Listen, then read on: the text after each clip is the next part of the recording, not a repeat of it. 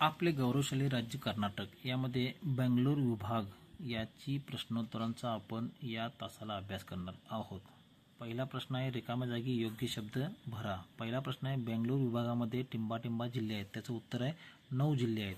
दुसरा आहे बेंगळूर विभागातील सर्वात जास्त पाऊस पडणारा जिल्हा कोणता, तर शिमोगा, त्याला मलनाड प्रदेश असं सुद्धा म्हणतात। तिसरा आहे बन्नेरू घट्ट हे राष्ट्रीय उद्यान टिंबाटिंबा जिल्ह्यात आहे, तर बेंगळुरू नगर या जिल्ह्यामध्ये आहे। चौथा प्रश्न आहे तुतीची पाने ही टिंबाटिंबा उद्योगासाठी कच्चा माल म्हणून ठरतात, त्याचं उत्तर आहे रेशीम या उद्योगासाठी कच्चा माल म्हणून ठरतात। पाचवा आहे प्रसिद्ध लोककला म्युझियम जानपद लोक याची स्थापना टिंबाटिंबा यांनी केली, त्याचं उत्तर आहे HL नागेगौडा यांनी केली। सहावा आहे बेंगळूर शहरामध्ये प्रत्येक वर्षी साजरा होणारा प्रसिद्ध उत्सव म्हणजे करग उत्सव होय। सातवा आहे म्हैसूर राज्याचे पहिले मुख्यमंत्री KC रेड्डी होत। रामनगर आठवा आहे रामनगर जिल्ह्यातील पक्षीधाममध्ये रामदेव बेट्ट रणहट्टू संरक्षण धाम हे पक्ष्यांचे रक्षण केले जाते। पुढचा प्रश्न आहे खालील प्रश्नांची उत्तरे लिहा। त्यातला पहिला प्रश्न आहे प्राचीन काळी कर्नाटक राज्य केलेले 3 राजघराणे कोणती। राज्य केलेली राजघराणे आहेत प्राचीन काळामध्ये या विभागामध्ये गंग राज्याने राज्य केले, त्यानंतर चोळ, होयसळ, विजयनगर, मराठा आणि म्हैसूर वडियर व विजापूरचे आदिलशाही यांनी या प्रदेशावरती राज्य केलेले आहे।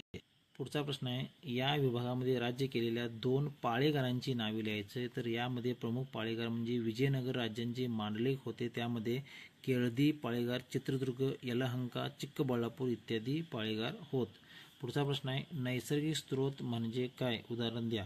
नैसर्गिकरित्या मिळणाऱ्या विविध बाबींना नैसर्गिक स्रोत असे म्हणतात। नद्या, अरण्य, दऱ्या, धबधबे, जंगली प्राणी, खनिजे व माती इत्यादी आपणास मिळालेली ही नैसर्गिक साधन संपत्ती आहे। पुढचा प्रश्न असा आहे बेंगळूर विभागामध्ये पिण्याची पाण्याची कमतरता भासण्याची प्रमुख कारणे कोणती। त्याचं उत्तर आहे बेंगळूर विभागामध्ये पिण्याची पाण्याची कमतरता भासण्याची कारणे म्हणजे प्रत्येक जिल्ह्यामध्ये एकाच प्रकारचे हवामान आढळत नाही। दुसरा आहे ते कोलार जिल्ह्यामध्ये अतिशय उष्ण हवामान, तर शिमोगा जिल्ह्यामध्ये सर्वात जास्त पाऊस।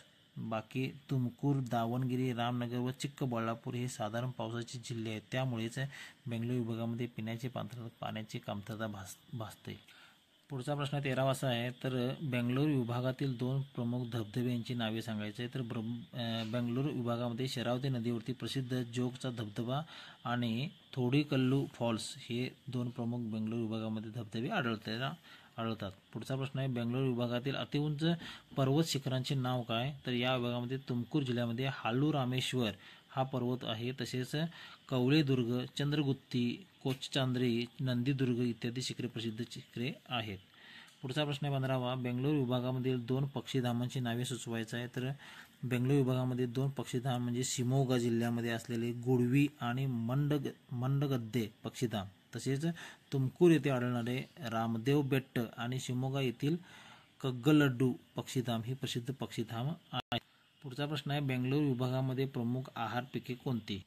त्याचं उत्तर आपल्याला असं देता येतं तर बेंगळूर विभागामध्ये प्रमुख आहार पिके नाचणा, मका, जोंधळा, भात, वाटाणा, हरभरा इत्यादी कडधान्ये ही होत। पुढचा प्रश्न आहे असा तर बेंगळूर विभागामधील कोणत्या ठिकाणी तयार कपड्यांचे केंद्र निर्माण केलेले आहे, तर उत्तर आहे बेंगळूर विभागातील दोड्डबेल्लापूर येथे तयार कपड्यांचे केंद्र निर्माण केलेले आहे, जे मोठ्या प्रमाणामध्ये तयार करण्याचे काम करतात, जे बेंगळूर ग्रामीण भागामध्ये वसलेले आहे।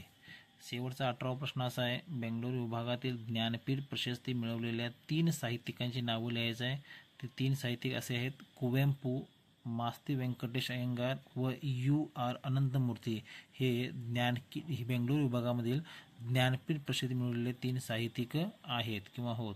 धन्यवाद।